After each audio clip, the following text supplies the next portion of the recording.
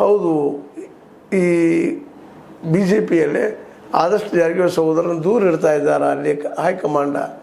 ಅಂದ್ರೆ ಇದರಿಂದಾಗಿ ಏನಾಗಿಬಿಟ್ಟಿದಪ್ಪ ಅಂತಂದ್ರೆ ಸಹಜವಾಗಿ ಲಕ್ಷ್ಮಣ್ ಅವ್ರಿಗೆ ಬಿ ಜೆ ಪಿ ಹೋಗುವಂಥ ಅವಕಾಶಗಳು ಹೆಚ್ಚಾಗ್ತಾ ಇದ್ದಾವೆ ಅಂತ ಅನಿಸ್ಲಿಕ್ಕತ್ತದ. ಒಂದು ವೇಳೆ ಇಂಥ ಪ್ರಸಂಗಗಳೇನಾದರೂ ಮೇಲೆ ಜರುಗ್ತಾ ಹೋದರೆ ಸಹಜವಾಗಿ ಜಿಲ್ಲೆಯಲ್ಲಿ ಪಕ್ಷ ವೀಕ್ ಆಗೋದ್ರಲ್ಲಿ ಎರಡು ಮಾತ್ರ ಇಲ್ಲ. ಜೊತೆಗೆ ಈಗ ಬಿ ಜೆ ಪಿಗೂ ಪಕ್ಕ ಆಗಿಬಿಟ್ಟದ. ಏನಪ್ಪ ಅಂದ್ರೆ ಯಾರದ ಮೇಲೂ ನಮ್ಮ ಪಕ್ಷನ ಬೆಳೆಸಲಾರದ ನಾವು ಸ್ವತಃ ಅಲ್ಲೇ ಬೆಳೆಸಬೇಕಾಗಿದೆ. ಮುಖ್ಯವಾಗಿ ಬೆಳಗಾವಿ ಜಿಲ್ಲೆಯ ಬಿ ಜೆ ಪಿಗೆ ಹದವಾದಂಥ ಫೀಲ್ಡ್ ಇದು ಅನ್ನುವಂಥದ್ದು ಈ ಬಿ ಜೆ ಪಿ ನಾಯಕರಲ್ಲಿ ಒಂದಿಷ್ಟು ಇತ್ತೀಚೆಗೆ ಅನ್ನಿಸ್ತಾ ಇದೆ. ಅದರಲ್ಲೂ ಹುಕ್ಕೇರಿಯ ನಮ್ಮ ರಮೇಶ್ ಕತ್ತಿಯವರು ಪ್ರಬಲವಾಗಿ ಜಾರಕಿಹೊಳಿ ಸಹೋದರರ ಹಿಡಿತದಿಂದ ತಪ್ಪಿಸಬೇಕು ಜಿಲ್ಲೆಯನ್ನು ಅನ್ನುವಂಥ ಹೋರಾಟ ಶುರು ಮಾಡಿಬಿಟ್ಟಿದ್ರು, ಬಿಟ್ಟಿದ್ದಾರೆ.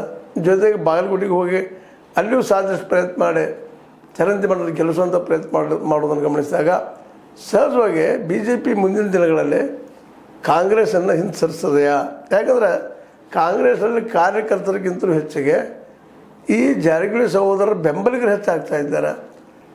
ಜಾರಕಿಹೊಳಿ ಸಹೋದರರು ಎಲ್ಲಿರ್ತಾರೆ? ಬಿ ಜೆ ಪಿಲಿದ್ದರೆ ಬಿ ಜೆ ಪಿಗೆ ಅವರು, ಕಾಂಗ್ರೆಸ್ನಲ್ಲಿದ್ದರೆ ಕಾಂಗ್ರೆಸ್ಸಿಗೆ. ಅದೇ ಮಾತನ್ನು ಬಾಗಲಕೋಟೆಯಲ್ಲಿ ರಮೇಶ್ ಕತ್ತಿ ಅವರು ಆಡಿದ್ದು.